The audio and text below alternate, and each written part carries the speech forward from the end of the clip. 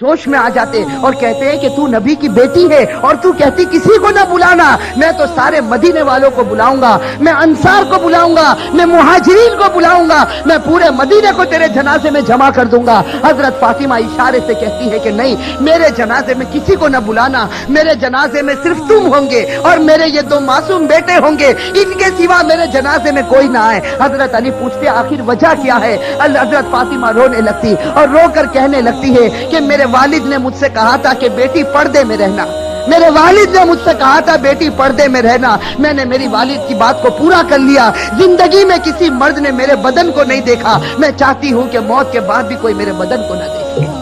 मैं चाहती हूं मौत के बाद भी कोई गैर आदमी मेरे जिस्म की तरफ निगाह ना उठाए। मेरी माँ बहनें आज इसी बात से हमें शर्म आती है।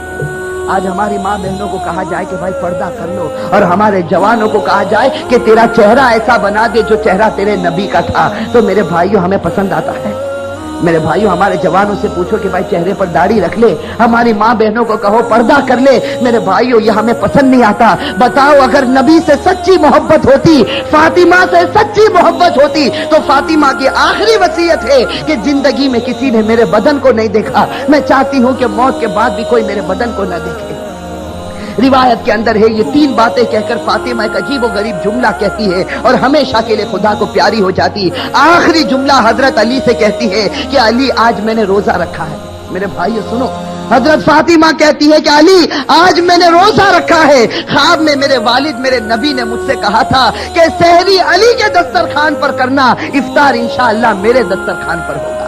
बस ये जुमला कहकर फातिमा हमेशा के लिए उठ जाती है। रिवायत के अंदर मेरे भाई असल बात मुझे ये बतानी है कि आखिरत का मामला बड़ा खतरनाक मामला है। हजरत फातिमा रदी अल्लाह ताला अन्हा को कफन पहनाया जाता। रिवायत के अंदर है वो अजीब और गरीब मंजर था कि जब फातिमा का जनाजा उठा, 6 महीने पहले हमारे नबी का जनाजा उठा था, उस वक्त पूरा मदीने ने गम मनाया था। आज 6 महीने के बाद उनकी लाडली बेटी खुदा को प्यारी होती है। रिवायत में जब उनके घर जनाजा उठता है, जर्दे के एक पाए को अली ने अपने कंधे पर है, दूसरे पाए बड़े बेटे हजरत हर अपने कंधे पर रखा है, तीसरे पाए को हजरत ने कंधे पर रखा। चौथा पाया देने वाला मौजूद नहीं। अली इंतजार करते हैं। अचानक सहाबी सामने से नजर आए जिनका नाम हम सबते हैं, हजरत अबू जर ग़िफ़ारी रज़ी अल्लाह ताला अन्हु। वो वहां पहुंच जाते हैं। अली कहते हैं कि खुदा ने भेजा है और आज अल्लाह के रसूल की लाडली बेटी का इंतकाल हो गया, तुम उनको कंधा दे दो। हजरत अबू जर ग़िफ़ारी कंधा देते हैं। ये जनाजा उठकर चलता है। रिवायत के अंदर है वो मासूम बच्चे रो रहे,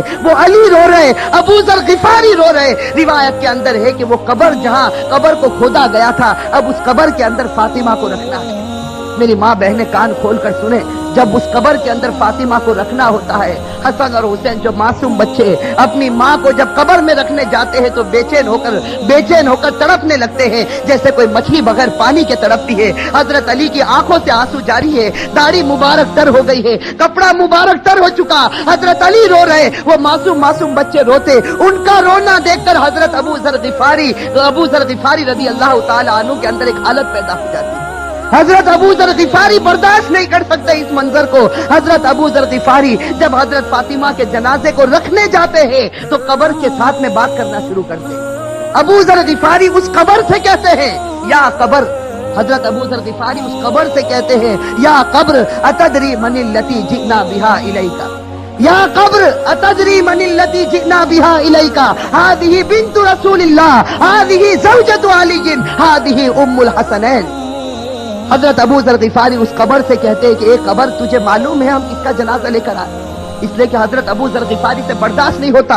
वो मासूम बच्चे रोते हैं, वो अली जैसा बहादुर आज अपनी आंखों से आंसू बहाता है। तो हजरत अबू जर ग़िफ़ारी उस कब्र से कहते हैं, या कब्र, ए कब्र तुझे मालूम